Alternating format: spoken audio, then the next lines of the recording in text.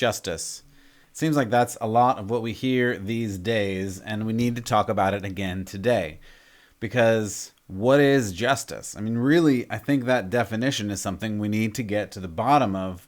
And in this crazy world, in the never-ending 24-hour news cycle, in the constant stream of information that's coming at us, telling us if something is just or if it is unjust, based on whoever is the loudest, is definitely not a good way to go. We have to figure out what justice really is and how do we find that, and then how do we figure out what justice looks like in real life. And this leads us to Waukesha, Wisconsin, and this latest tragedy that some of you hopefully have already heard about, and it is an absolute tragedy. But the way the news is handling it is frankly ridiculous, and we're going to talk about that a little bit. And the reality of the situation is injustice, and we're going to look at why in just a moment. But as we get there, I do want to start with the Bible, and I want to start with this and then come back at the end and end with this as well. This comes out of Leviticus, and most people don't turn to Leviticus when they're doing their daily Bible reading or devotional reading because it's a little rough. I'll be honest, it is. But it helps instruct us, and it helps instruct us specifically on God's heart towards certain things. Now, I'm not going to get into the ceremonial laws and the moral laws and all of these other things, but all that to say, in this particular verse, we can read this verse and say, this is God's heart, because what God does not like, and in fact, in some places in Scripture, he says he hates, is partiality. Partiality means you show a certain reverence or deference to one particular person and you don't show it to another person. That's partiality. That's saying a certain person is more valuable than another. And in God's kingdom, that isn't true. There are only two kinds of people, those that follow after God and those that do not, according to God and the way that he sees us. And that's really important to understand in light of all of the things that we constantly talk about here. Because what this world wants to do is divide us into all of these groups and tribes and nations and races and all of these other things. And while your heritage is important and your upbringing and your history is important, it's not the thing that God ultimately sees when he looks at you, because what he sees is, are you following after God? Do you love God and follow after him, or do you not? Those are the only two categories that God sees. And as followers after Jesus, we have to begin to recognize some of these things, and we have to understand when the world says things are different, is it a biblical way or is it not a biblical way? And as followers of Jesus, we need to recognize these things. That's what I'm doing, and that's what hopefully you're doing listening to this today. So I really appreciate you listening. Here's the verse, and then we'll get started. This verse is Deuteronomy. This is Leviticus. I apologize. You can go to Deuteronomy as well. Interesting book. Leviticus is what we're reading out of today. This is Leviticus 19:15. You shall do no injustice in court. You shall not be partial to the poor or defer to the great, but in righteousness you shall judge your neighbor. If someone is rich, you don't get preferential treatment. Or, this is God's word, not mine. If someone is poor, you also don't get preferential treatment. You get the equal treatment under the law. What does the law say? That's how you are judged. We are judging things, all kinds of things, with our feelings lately. The Rittenhouse trial and many other things. And we're going to talk about some of that. You can go back and listen to the Rittenhouse trial. I did some thoughts about that. You can go to churchpublic.com and listen to that if you want. But let's go ahead and get started. Thank you for choosing Church Public. I appreciate you being here. My name is Matt Odegaard.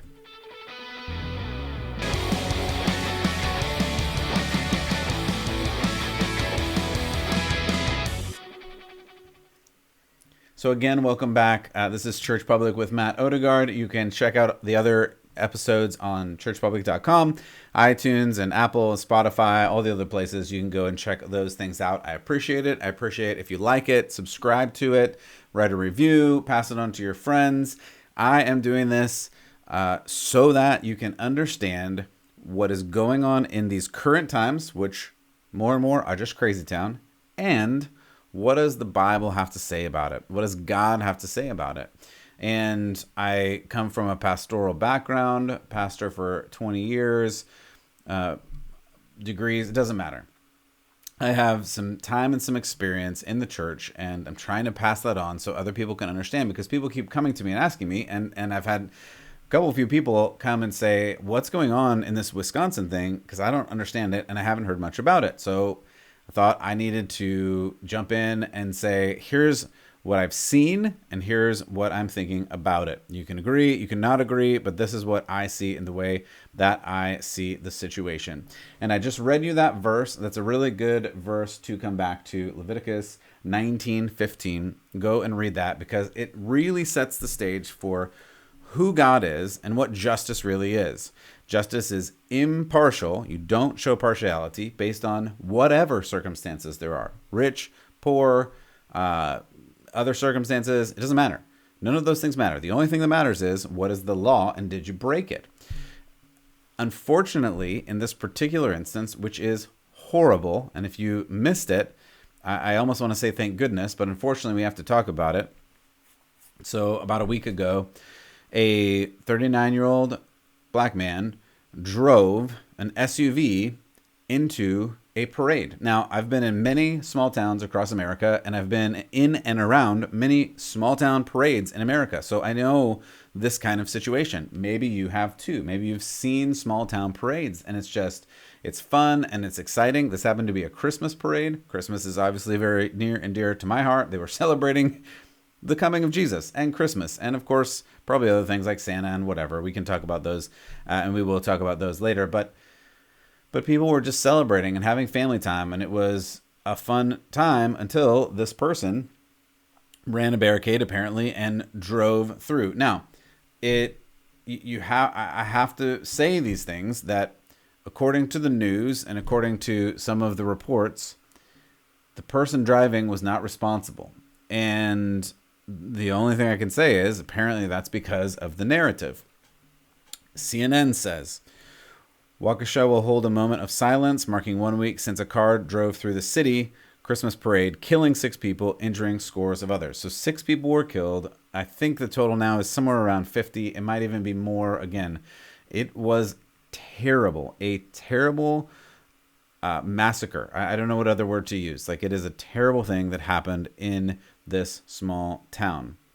According to this CNN statement, a car just drove itself through this Christmas parade. Apparently, we need to arrest more cars. Another headline here.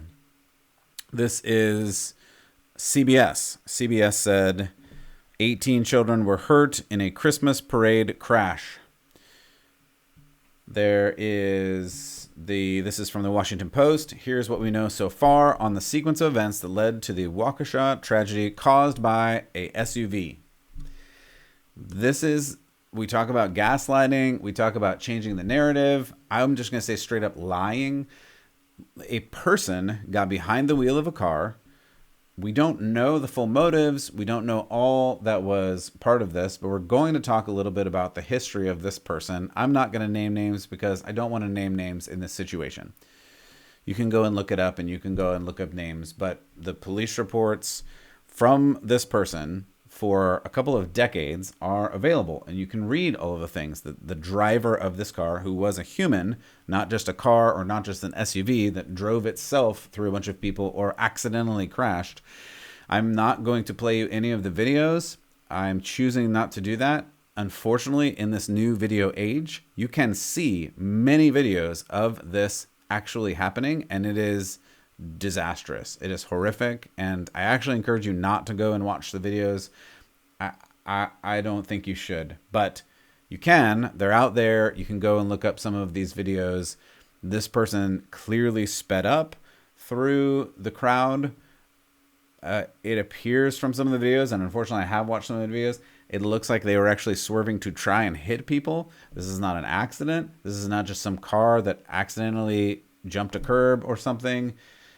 This is a person who intentionally was, according to what I can see, and this is only, what I can see, and the courts will decide and see what happens based on investigation. But if you watch it, it appears that this person intentionally tried to run over people and old ladies. I think they were the dancing grannies or something like that. They were called that. A bunch of them got run over. Some children got run over. Like, this is terrible. And on a side note, which really is a main note, but I'm not going to spend a lot of time on it today, many people are struggling to find reasons for this. And that's where I think you get some of these wacky headlines that are just like a car ran into people, or this accident caused by an SUV, because SUVs just decide to drive themselves through crowds of people these days. I don't know what, I can't say for sure what the people writing these headlines are trying to do, but it sounds like they're trying to avoid the blame, avoid the judgment, and avoid the impending justice of a person who is just acting in an evil way. There is no way for me around that. This is an evil action by a person who is overcome by evil. I can't say what their motives were exactly. I can't say what the rest of their history was, though, again, as I mentioned, you can read. You can read, I think his rap sheet goes back to, it's like 96 or 99. I mean, years and years and years of bad decisions that were in some way punished by a justice system. But unfortunately, I don't think punished enough. And that's what we need to talk about. We need to talk about today the justice system. And is it actually working, or is it in some way not actually serving justice? And this is something that has been floating around. Like, is social justice, is cosmic justice, is specific justice better than actual justice? And the difference I make, the distinction that I have to make, is based on this verse that we read. And I'll even read it for you again. Leviticus 19:15. You shall do no injustice in court. You shall not be partial to the poor or defer to the great, but in righteousness you shall judge your neighbor. In other words, it doesn't matter who you are, where you come from. What you did is what you did, and you should be judged upon what you did. Now, it stands to note, and we have to say some of the things that happened before. This person had a really, really long rap sheet. I'm not going to read all of it. I don't want to take the time. But recently, and this is an important point, as recently as November 5th of this year, the driver of the vehicle was charged with resisting an officer, jumping bail, recklessly endangering safety, disorderly conduct, and battery. He allegedly slammed the mother of his child with his fist and then ran her over in this maroon Ford Escape, the same SUV that then decided to run over other people, which he was driving. And here's the deal. He was released the Friday before this incident on $1,000 bail. This driver ran over all of these innocent people, killing at least 6, injuring dozens more. So what are we talking about today? I think one of the things we have to talk about is actually justice. Is it important that this person was released on a very low amount of bail after he did the exact same thing that happened in this parade incident? Yeah, I think that's important. I think it's important because the Milwaukee County District Attorney Office is looking into this, but apparently the District Attorney of Milwaukee, John Chisholm, is or has been for several years now conducting this experiment, and this experiment is changing criminal justice policies towards, quote, rectifying the racial imbalance in American prisons, end quote. So, in other words, one of the people that was writing about this said, Chisholm stuck his neck out there, started saying that prosecutors should be judged by their success in reducing mass incarceration and achieving racial equality, end quote. It stands to note here that the goal of this policy is not to reduce crime. So if you do a crime, like presumably this person did before, running over a person, before he ran over all the other people, and being reduced on bail, being released on a low bail, this person, the driver of this vehicle, was released on a low bail because of a certain characteristic of this person. I want you again to go back to Leviticus, because it's important to note. Does it matter? Should it matter what this person looked like, what their history was? It shouldn't matter what they look like. It should matter, did they do a crime, and does that crime require something? Something that equals justice. And hopefully the answer that you're coming up with is yes. And this instance is not unique, but this is important. It's important to figure out what is going on here. Chisholm himself admitted the cost of his policies all the way back in 2007. He said, quote, "Is there going to be an individual I divert or put in a treatment program who will go out and kill somebody? You bet, guaranteed, it's guaranteed to happen," end quote. And unfortunately, in this instance, this district attorney was correct.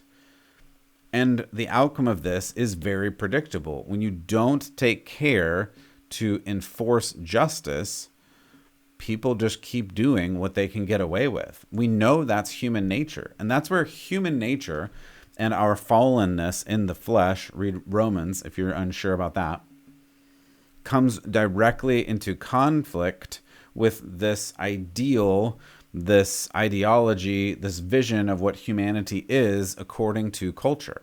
And that vision that culture portrays is, if we just release people from prison, if we just allow them to live their life, if we just take the blockades out of them or away, out of their way, then they will rise to their station, to quote a very familiar play, and they will become great heroes in the world.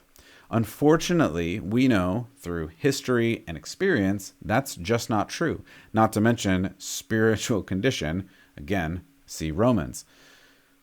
We are broken inside. And if we're so broken inside, we don't undergo justice, whether we give it or get it. To withhold justice is actually a sin. If you do something wrong and you are not punished for it, that's actually bad for you because you don't feel the weight of your sin. And you have to feel that. Otherwise, your heart becomes more like stone. Your conscience is dulled, and then it's more easy to do the bad things. We all know this is true inherently.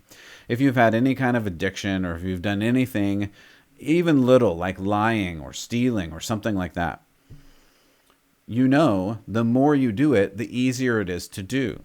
That's just true of human nature because our conscience, our sense of right and wrong is dulled the more that we do the wrong things. Even back into Aristotle. Aristotle knew this. And he said to practice the good is to become good. You want to do the good things as habits so that you become the good things that you do.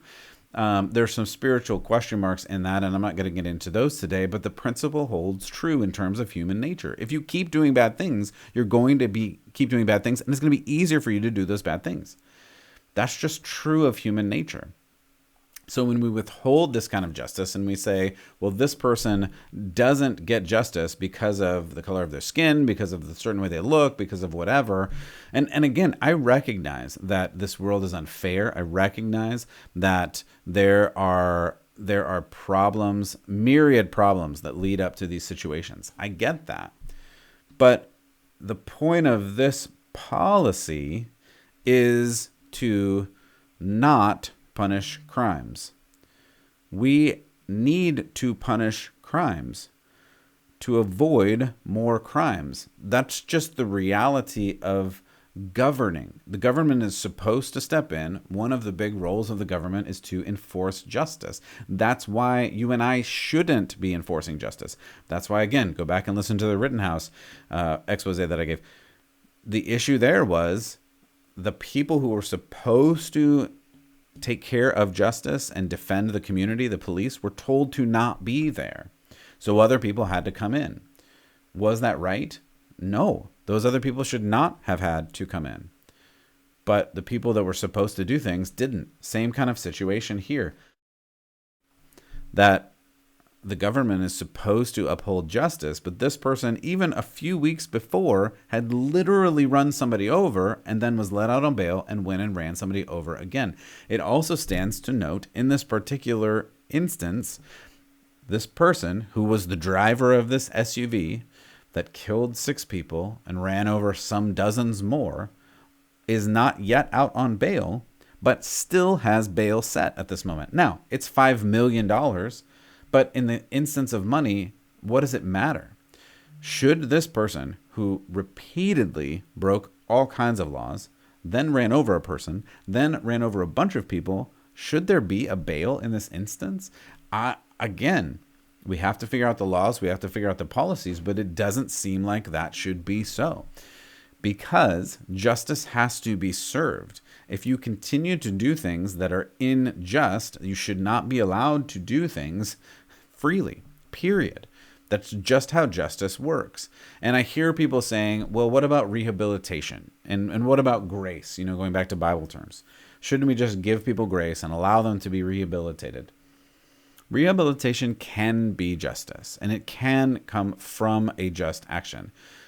But that's not the primary focus of justice. The primary focus of justice is not rehabilitation. The primary focus of justice is justice. When you do a wrong action, you get the justice that comes from the wrong action.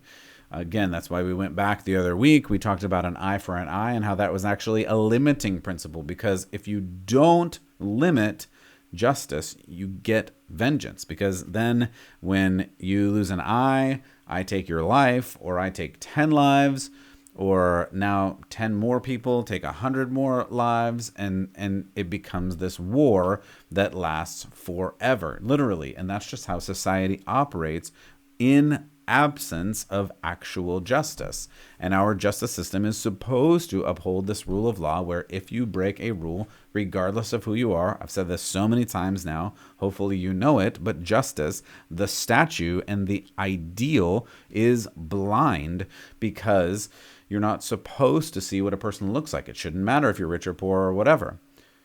You should get the same result based on what you did. And justice holds a scale, and the scale is balanced. And the reason the scale is balanced is it shouldn't matter whether you're rich or poor or whatever, and the scale comes in pre-balanced in a certain way, whether you're more guilty or less guilty.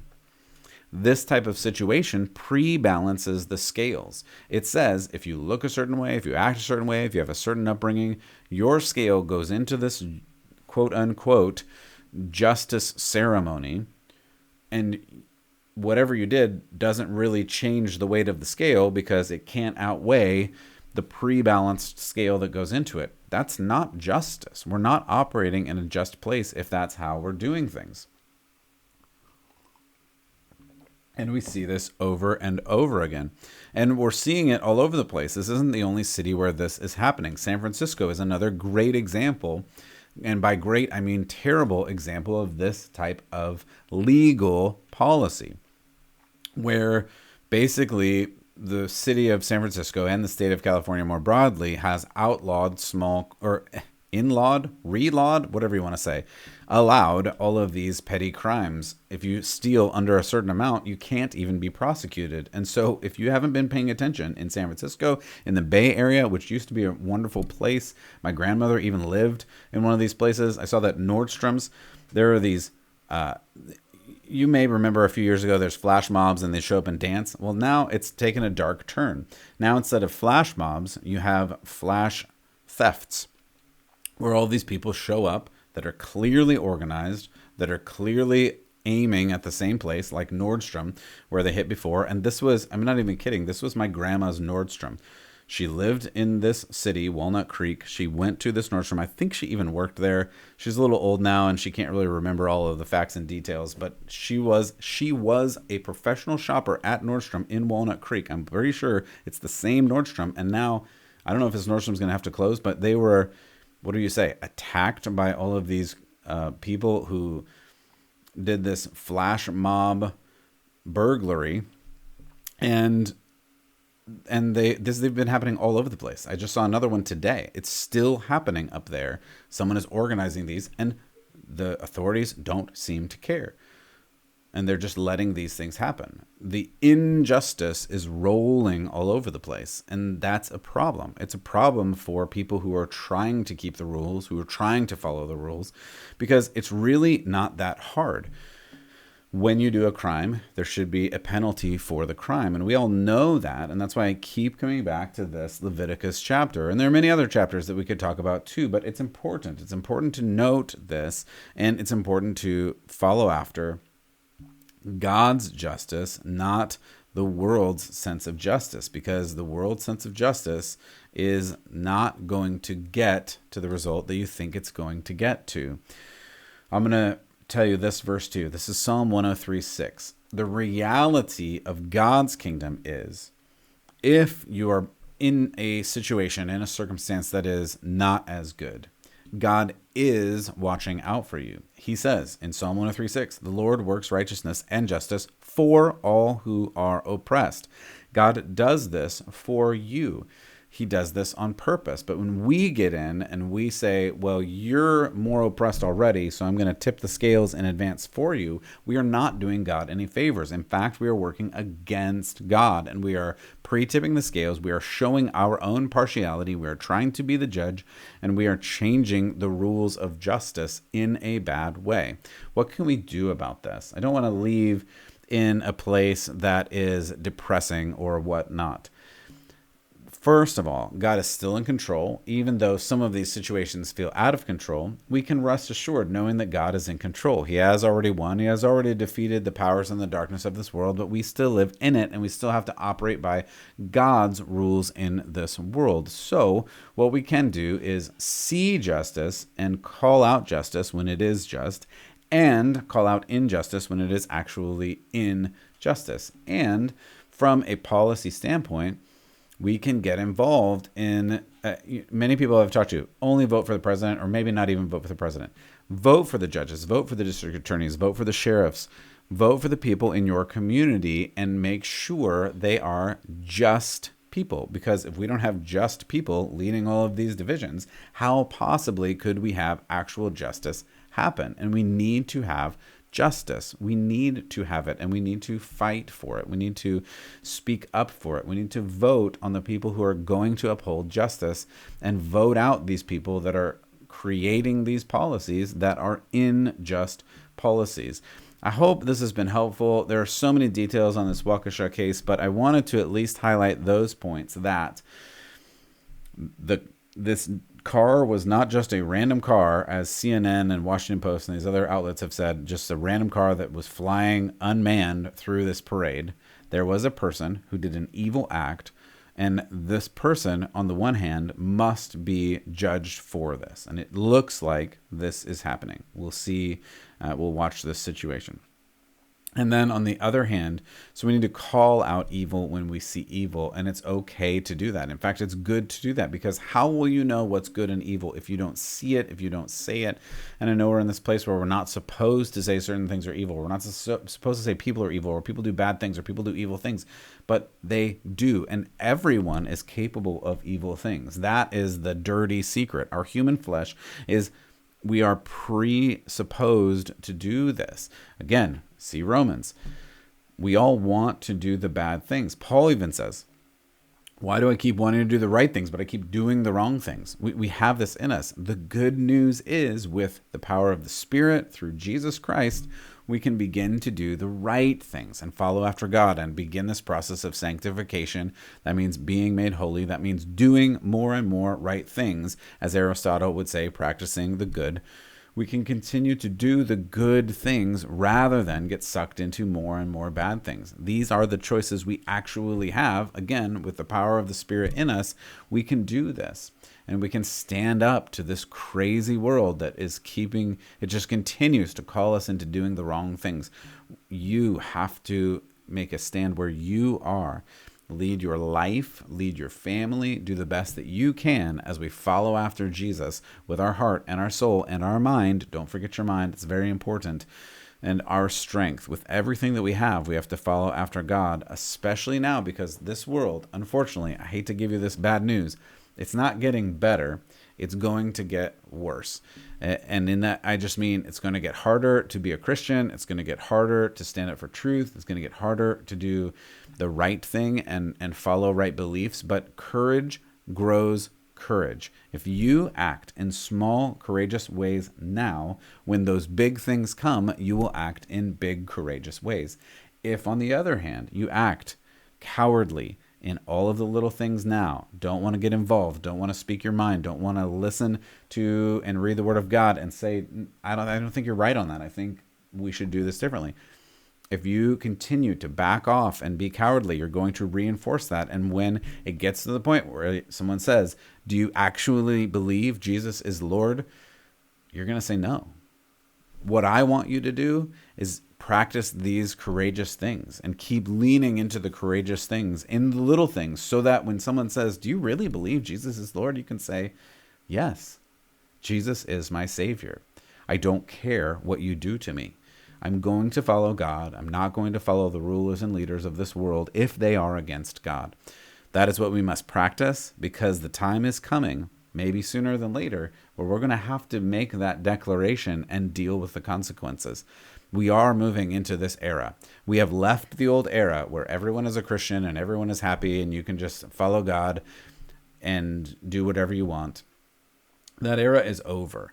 We are now in a new era. This is a new time, and we need to act accordingly. So, how are you going to act? I go back to Joshua a lot, but as for me and my house, we're going to serve the Lord. I hope you choose the same.